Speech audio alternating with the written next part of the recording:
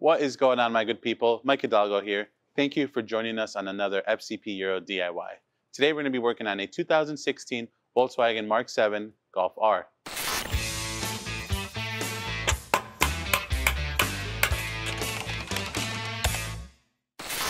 Today on the Golf R behind me, we're going to be doing a bit of a front-end refresh. In front of me, we have a couple SKUs which are available on fcpuro.com. We have a set of Lemforder control arms, some Lemforder sway bar end links, as well as some Lemforder ball joints and some associated hardware. All of this good stuff is listed in the description box below. Some things to know: as these components get older, you may start hearing some clunking or some creaking from the suspension. It's a good practice to lift up the front end of the vehicle and inspect everything before you just start replacing parts. Typically, you can see the bushings crack as they fail, the boots tear on your ball joints, sometimes the grease comes out. Same thing applies for the sway bar end links. Typically, you're going to want to replace these items every 100,000 miles or so. Now, on these arms, what's cool about them is you can just replace the bushings if you don't want to replace the whole arm. However, doing the arm itself is arguably a lot easier. You can also upgrade the bushings with some power flex options, different poly options, all of which are available on fcpo.com as well. Same thing goes for the ball joints. Those can be serviced independently, as well as your sway bar end links. Today, we're just going to do them all at once while we're working up front. But before we get started on that, let's talk about some of the tools we're going to need for this DIY. And now for tools. For this job, I have two different size torque wrenches, both a 1/2-inch drive and a 3/8 drive.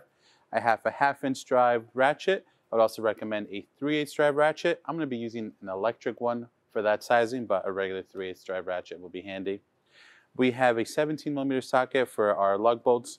We have 3 different 18mm sockets. I have different sizes and both for 3/8 and 1/2-inch drive. I have a 16mm socket for my 3/8 drive ratchet. I have 2 different 18mm wrenches. One is a ratcheting and one is a standard wrench. I also recommend, if you have one, a crow's foot. This will come in handy for the ball joint. Again, this is an 18mm crow's foot adapter. Then we have a nice to have here, but not necessary, is CTA 4013. This is a ball joint popper tool, which will work hand in hand with a 24mm socket. We have a hammer. A rubber mallet will work as well. And then for the pesky driver's side, which we all know is a hard side control arm to do, a pry bar, and we'll show you how to use that for that later. And then, as always, some nice to haves. As I mentioned, a 3/8 drive electric ratchet. We have a 1/2-inch drive impact, and we have a paint pen so we can mark all our hardware after we've torqued it down. And another thing that's not pictured here, but you're going to need, whether you're working on the garage floor, driveway, or on a lift like we are today, is an additional floor jack and or screw jack, which we'll show you how to use as well. But with that covered, let's go ahead and get started on this DIY. All right, my good people, to get started, we're going to work on removing our wheel. Again, we are working on the passenger side today. However, we will cover how to remove that pesky bolt from the driver's side. Otherwise, everything else remains the same. So to get started, we have 5 17mm lug bolts to remove. If you have stock wheels or your traditional caps on, you're going to want to remove those first using the Volkswagen pick tool that comes in your toolkit in the trunk, or you can use a small aftermarket pick tool or right angle, something to pry the little plastic caps off. We have aftermarket wheels on here, so we just have our lug bolts exposed. We'll take our 17mm lug socket and zap those out.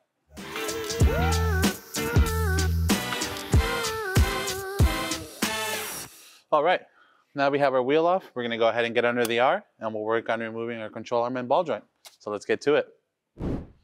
To get started, my good people, we're going to work on the ball joint end of things. Now, you can pull the arm off with the ball joint as one piece, or you can pull them off as 2 pieces. I personally prefer to split them up. So I'm going to start by removing the 3 16mm nuts that hold these studs to the control arm. So let's zap those off.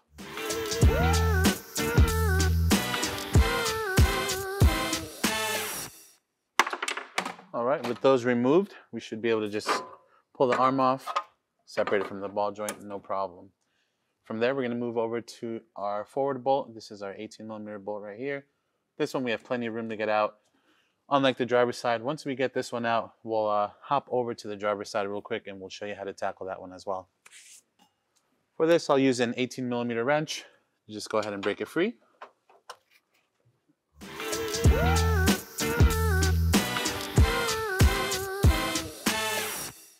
All right, gang, real quick, like I mentioned, we are working on the passenger side. However, the driver's side is pretty much identical for the exception of this pesky bolt up here. You have your transmission in the way. So some things you can do is either undo the engine mounts and raise the engine. You can clear the bolt, or you can lower the whole subframe. Now, the only, I don't want to say downside, but the only thing to keep in mind is while you do have to get an alignment after doing these arms anyways, this subframe is an alignment point. So if you're going to do that, I would recommend installing a dead set kit while you do that. However, our goal today is not to drop the subframe. So another thing you can do, again, you may not have the tools to drop the subframe, is use a pry bar. And by that, we're going to go ahead and undo the two 16mm bolts and remove them from the Dogbone mount that goes into your block. And then this will give you the play you need to pry the motor and trans forward. So we'll take a big pry bar.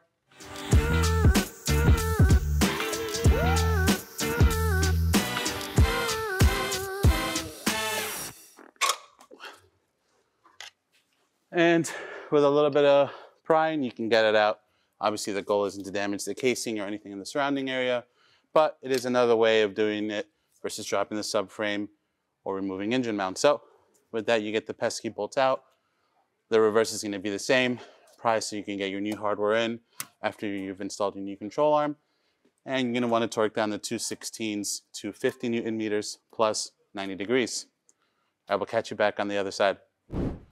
All right, now that you saw how that was taken care of, let's continue on the rest of this removal. So we have our forward 18 gone. Now let's go ahead and work on this rear one right here. All right, now we're going to go ahead and remove our 18mm bolt here. We're going to take a wrench and counter hold the nut up top.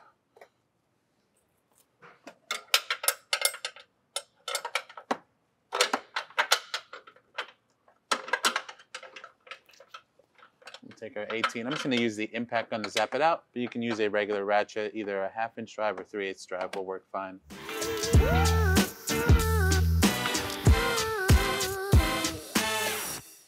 And if we haven't mentioned this already, we do recommend you replace these. These are torque to yield bolts, and they are linked in the description box below. We'll be replacing both the nut and the bolt. They're pretty inexpensive too. All right, now that we have the hardware removed, we can work on getting our arm out. So let's go ahead and do that. Again, pull down the ball joints, or pull down the ball joint end if you haven't already. And then it's simply a matter of pulling it out of the pocket.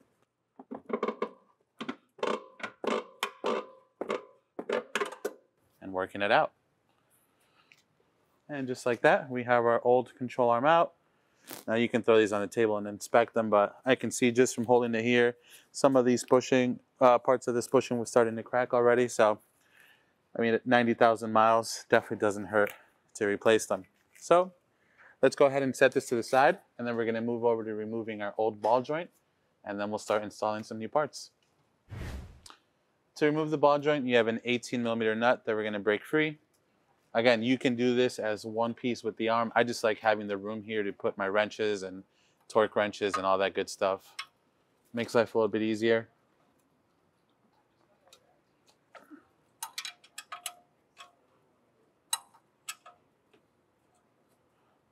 Okay. I'll use the ratcheting end of the wrench for a bit, except I don't want to lock myself out underneath the bottom of the axle. So just be mindful of that if you're following along at home.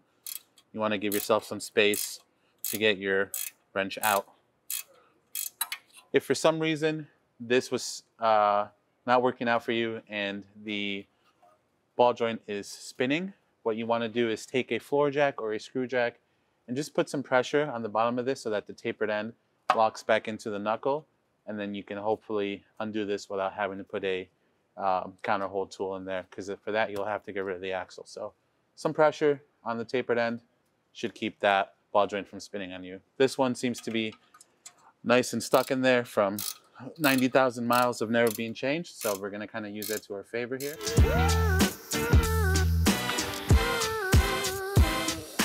Right.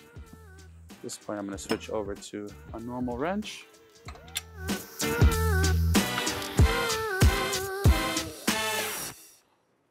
Now you can do one of two things depending on what tool you're going to be using.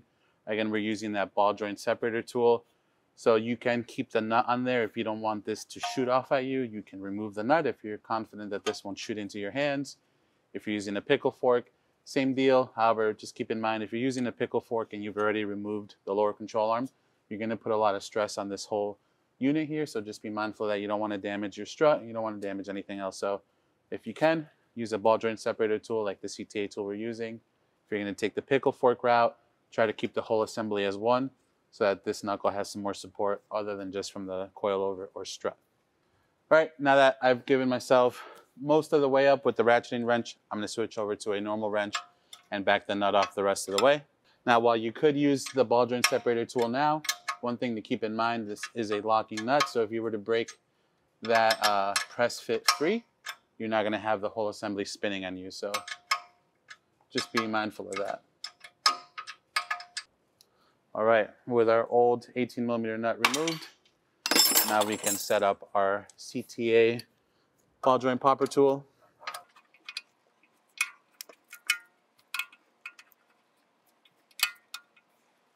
We use our hammer to just make sure it's on there all the way.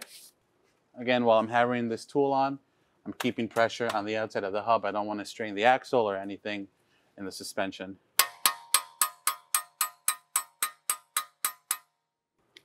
Now for this, we're going to switch over to the 24mm socket and work on zapping this ball joint out.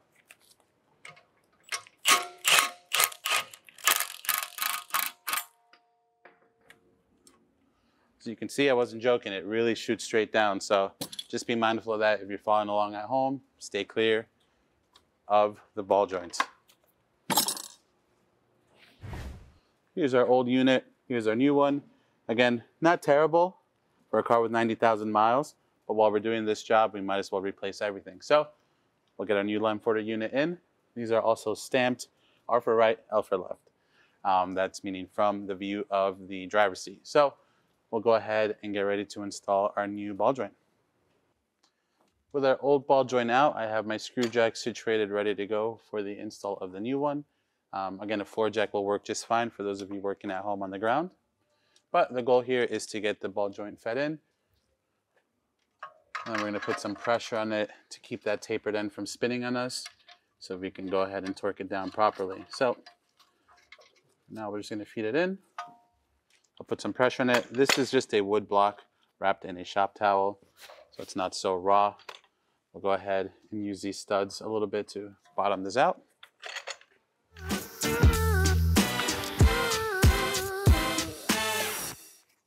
Again, we're being mindful that we're not crushing the backing plate to the rotor.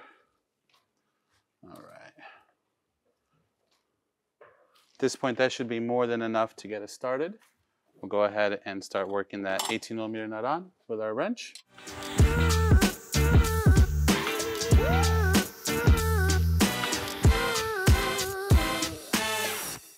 See if I can get my ratcheting one on there now.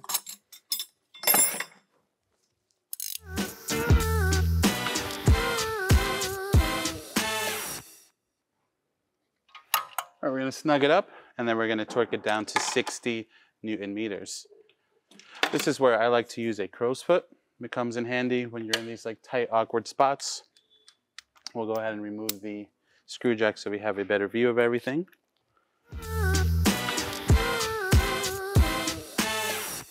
If you're using a crow's foot like we are, you want to make sure when you're applying the torque, you don't want to have it so that it's making your distance longer. You want to keep it at a 90-degree angle so that your torque value is the same.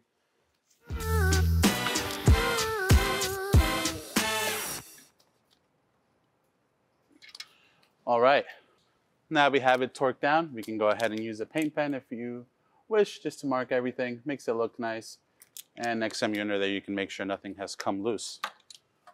With our ball joint situated, now we can go ahead and feed our new control arm in. So let's go ahead and do that. To install our new arm, we're going to reverse what we did earlier. We're going to start by installing it on the rear portion of the subframe. You can use a hammer, a rubber mallet, whichever you have handy to kind of help course it in. I'm just going to hit it over by the bushing side. Once it gets in that first pocket, then you can work on lining up your hole for your hardware. Once you have your hole lined up, you can work on feeding your hardware through.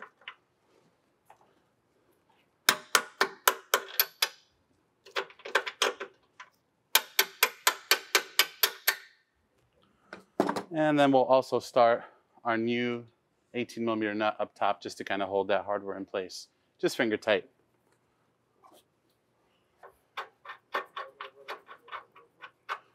Cool, baby. Ready for you. Now we can go ahead and feed the front part of our arm into the subframe. Again, use your hammer if you need to.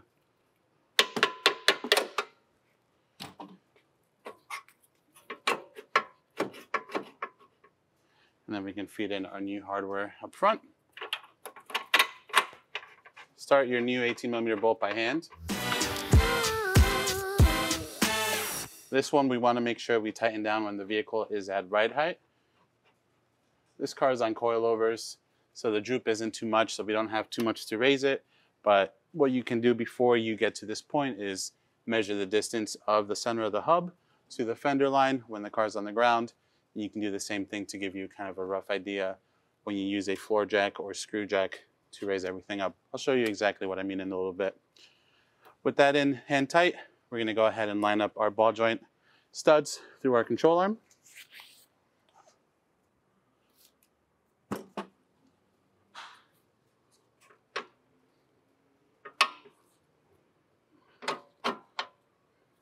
And then we can feed in our new 16mm nuts that come with the ball joint. Then I'll just use the ratchet to snug them up against 16mm socket, and then we'll torque them down.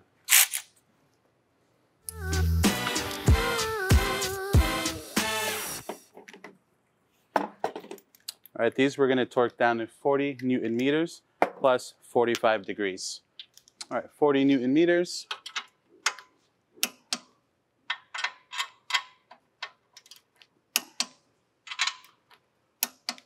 And then an additional 45 degrees. There's a couple adapters out there that you can add to your ratchet to give you degrees. Some torque wrenches have that built into them. Or otherwise, what you can do is make yourself a little paint mark. And then just rotate the nut 45 degrees as best as you can, using that paint mark as your reference point.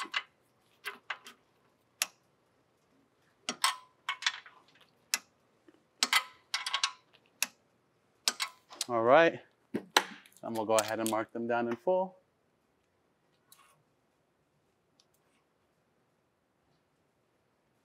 Beautiful. Now with that situated, we can go ahead and tighten down our 18 back here with our nut and bolt setup, and then we'll put the screw jack back in and we'll tighten down the front one. So let's go ahead and tackle this one back here first. I'm going to take my 18 and counter hold the nut up top. Then I'm going to snug it up the rest of the way with the electric ratchet first.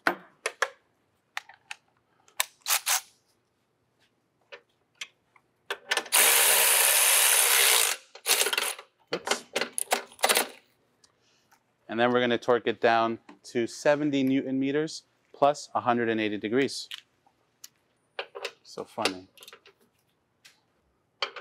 There's our 70. And then we'll make a mark on it, just like we did with the other ball joint nuts. And we'll rotate that 180, and we'll call it good. For that, I'm going to use the 18 on my 1/2-inch drive ratchet.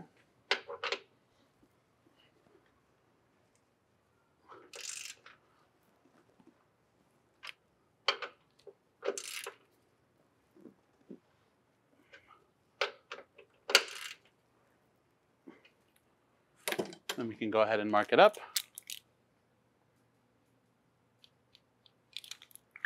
And now we'll set up our screw jack. We'll get to ride height and we'll tighten down this front one. All right, I'm going to take my screw jack again with the same piece of wood. If you're using a floor jack, a small piece of wood wouldn't hurt. So you don't mar any of your new parts up.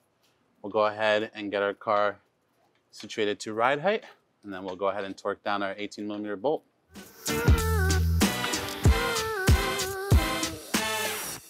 All right, with that situated, we're going to go ahead and snug this 18mm down. We'll just use the electric ratchet to snug it down.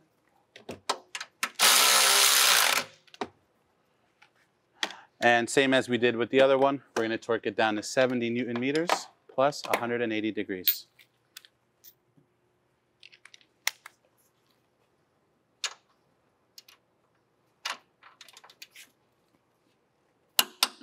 There's 70. You know the drill, my good people. We'll make our paint mark.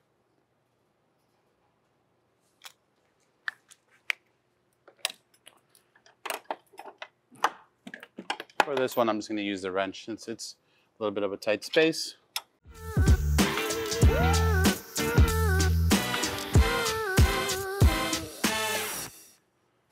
And we can go ahead and paint mark it. Beautiful. With that situated, we can go ahead and remove the screw jack. We'll get the vehicle eye level with us, and we'll go ahead and get our wheel on. One thing I want to note, which I should have mentioned before, for those of you equipped with the vehicle level sensors, you'll see some hardware sticking through here. You want to make sure, obviously, you remove those before you take any of the old arms off, and don't forget to reattach them once you have your new arm in.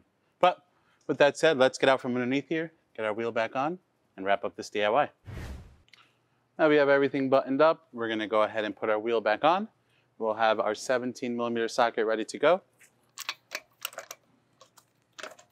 I recommend you hand start your lug bolts whenever possible. I don't know, I'm not a fan of risking the cross threading if you just zap them in with the gun. Then we'll use the impact just to snug them up, and now we'll drop her down and we'll torque them down properly with the torque wrench. We're going to go ahead and torque all 5 of our lug bolts down to 122 Newton meters. And with that done, my good people, that is another DIY in the books. Overall, not a bad job on the Mk7 and 7.5 Golf Rs. Again, aside from that pesky bolt on the driver's side.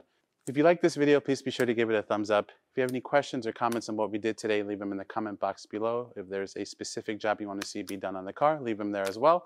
And if you like this DIY and you want to see more like them, please consider subscribing. We make new ones all the time. As always, thank you for watching. We'll catch you in the next one.